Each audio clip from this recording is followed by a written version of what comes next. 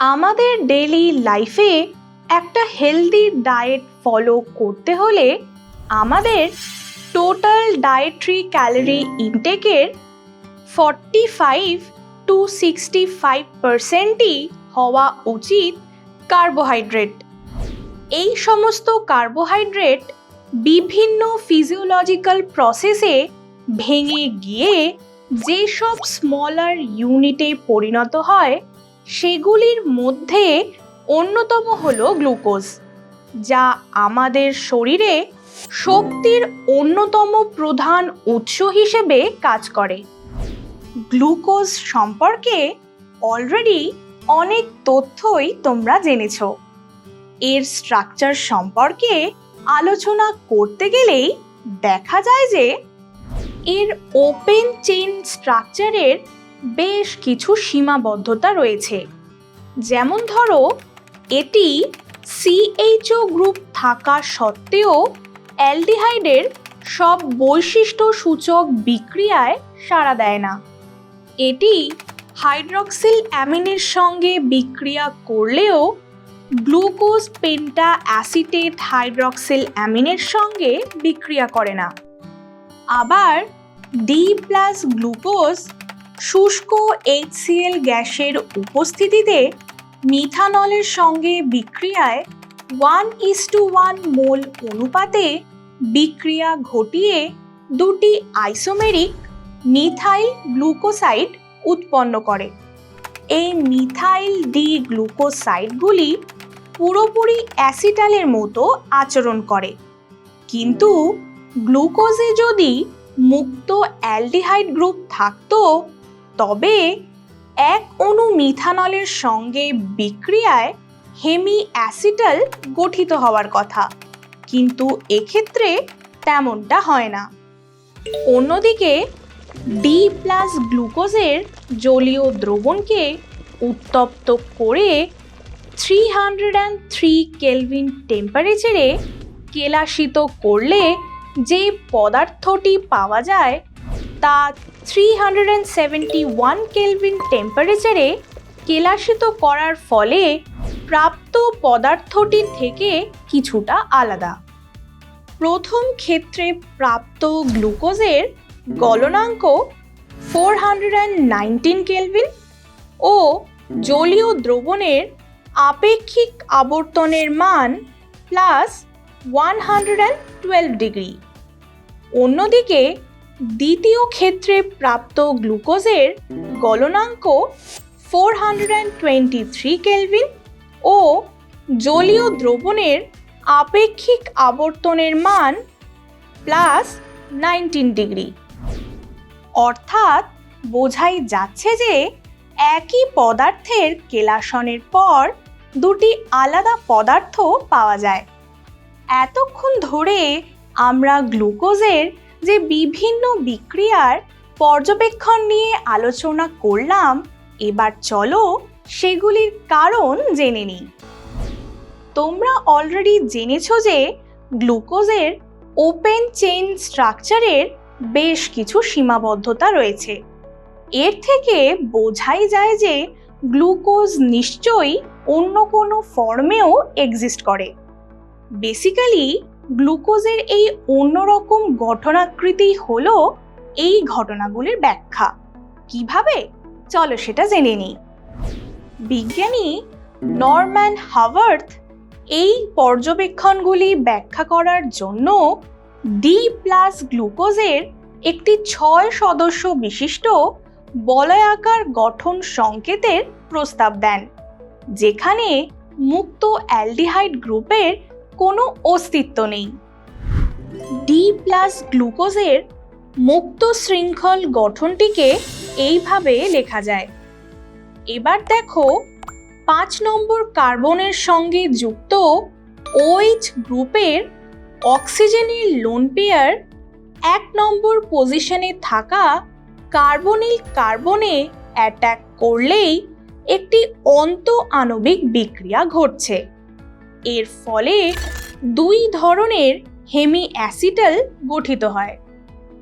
এই দুই যৌগেই একটি অক্সিজেন ও 5টি কার্বন পরমাণু সমন্বিত একটি হেটেরোসাইক্লিক বলয়ের সৃষ্টি হয়। এখন খেয়াল করো, 1 নম্বর কার্বনে যুক্ত OH গ্রুপটি রিংয়ের নিচের দিকে থাকলে সেটি আলফা ডি প্লাস গ্লুকোজ এবং গ্রুপটি রিংয়ের ওপরের দিকে থাকলে সেটি বিটা ডি প্লাস গ্লুকোজ। উভয় ক্ষেত্রেই উপস্থিত বলয় পাইরান বলয়ের সঙ্গে সিমিলার হওয়ায় এই গঠনগুলিকে পাইরানোজও বলা হয়। এই দুই ডায়াস্টেরিওমারের 1 নম্বর কার্বন পরমাণুর কনফিগারেশন আলাদা হওয়ায় এরা পরস্পরের অ্যানোমার এবং 1 নম্বর কার্বনকে অ্যানোমেরিক কার্বন বলা হয়। গ্লুকোজের এই রকম বদ্ধ শৃঙ্খল প্রেজেন্টেশনকে বিজ্ঞানী হাওয়ার্থের নাম অনুসারে হাওয়ার্থ অভিক্ষেপ সংকেত বলা হয়। এবার একটা মজার ঘটনা দেখো। ধরা যাক আলফা ডি প্লাস গ্লুকোজের জলীয় দ্রবণকে পোলারিমিটারে নেওয়া হলো। শুরুতে আপেক্ষিক আবর্তনের মান দেখা যায় +112 ডিগ্রি। কিছুক্ষণ পর আবার চেক করলে দেখা যাবে এর মান কিছুটা কমলো। এভাবে কমতে কমতে যখন এই মান +52.7 ডিগ্রিতে পৌঁছায় তখন তা আর কমে না। আবার একইভাবে বিটা ডি প্লাস গ্লুকোজের জলীয় দ্রবণ পোলারিমিটারে নেওয়া হলে এর আপেক্ষিক আবর্তনের মান দেখা যায় +19 ডিগ্রি। তারপর ক্রমশ এই মান বাড়তে বাড়তে +52.7 ডিগ্রিতে স্থির হয়। এমনটা কেন হয় বলো তো? আসলে জলীয় দ্রবণে আলফা ডি প্লাস গ্লুকোজ এবং বিটা ডি প্লাস গ্লুকোজ এদের মধ্যে ইন্টারকনভার্সন চলতে থাকে এবং একটি গতিশীল সাম্যাবস্থার সৃষ্টি হয়। এই সাম্য মিশ্রণের গড় আপেক্ষিক আবর্তনের মান হয় +52.7 ডিগ্রি। সাধারণ উষ্ণতায় সাম্যাবস্থায় মিশ্রণে প্রায় 36% আলফা অ্যানোমার ও প্রায় 64% বিটা অ্যানোমার উপস্থিত থাকে। এতক্ষণ ধরে আমরা যে ঘটনাটি দেখলাম তাকে মিউটারোটেশন বলে। অর্থাৎ কোনো আলোক সক্রিয় যৌগকে উপযুক্ত দ্রাবকে দ্রবীভূত করার ফলে যদি সময়ের সঙ্গে দ্রবণের আপেক্ষিক আবর্তনের মানের পরিবর্তন হয় এবং শেষ পর্যন্ত তা একটি নির্দিষ্ট মানে স্থির হয়, তাহলে এই ঘটনাকে মিউটারোটেশন বলা হয়। এই মিউটারোটেশন সংক্রান্ত বেশ কিছু ইম্পর্টেন্ট ইনফরমেশন তোমরা স্ক্রিনে দেখে নাও। এখন প্রশ্ন হলো যে গ্লুকোজ যদি এই পাইরানোজ বলয় হিসেবে অবস্থান করে, অর্থাৎ এর মধ্যে যদি কোনো মুক্ত অ্যালডিহাইড গ্রুপ নাই থাকে, তাহলে এটি অ্যালডিহাইডের বেশ কিছু পরীক্ষায় সাড়া দেয় কিভাবে? আশা করি এই প্রশ্নের উত্তর এতক্ষণে তোমরা গেস করতে পেরেছ। হ্যাঁ, ঠিকই ধরেছ। আসলে জলীয় দ্রবণে ডি প্লাস গ্লুকোজের আলফা ও বিটা অ্যানোমারের সঙ্গে মুক্ত শৃঙ্খল বিশিষ্ট গঠনটিও খুবই কম গাঢ়ত্বে সাম্যাবস্থায় থাকে। তাই অ্যালডিহাইড গ্রুপের বৈশিষ্ট্যপূর্ণ একমুখী বিক্রিয়াগুলিতে গ্লুকোজ সাড়া দেয়, যেমন অক্সিম ও সায়ানোহাইড্রিন গঠন, ফেলিং দ্রবণ ও টলেন্স বিকারকের বিজারণ। এক্ষেত্রে রিঅ্যাকশন চলাকালীন আলফা ও বিটা গ্লুকোপাইরানোজ যৌগগুলি সাম্যের বিঘ্ন ঘটিয়ে ক্রমশ মুক্ত অ্যালডিহাইড গ্রুপ বিশিষ্ট ওপেন চেইন স্ট্রাকচারে পরিবর্তিত হতে থাকে, যতক্ষণ পর্যন্ত না রিঅ্যাকশন মিক্সচারে থাকা গ্লুকোজ সম্পূর্ণরূপে শেষ হয়ে যায়।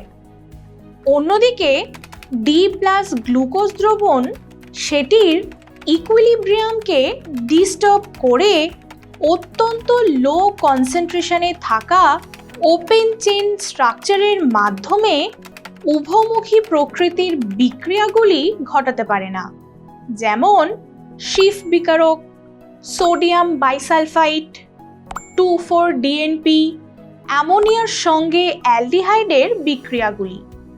ঠিক একইভাবে অ্যানোমেরিক মিথাইল আলফা ও বিটা ডি গ্লুকোসাইডের উৎপত্তি গ্লুকোজের এই সাইক্লিক স্ট্রাকচারের সাহায্যে ব্যাখ্যা করা যায়।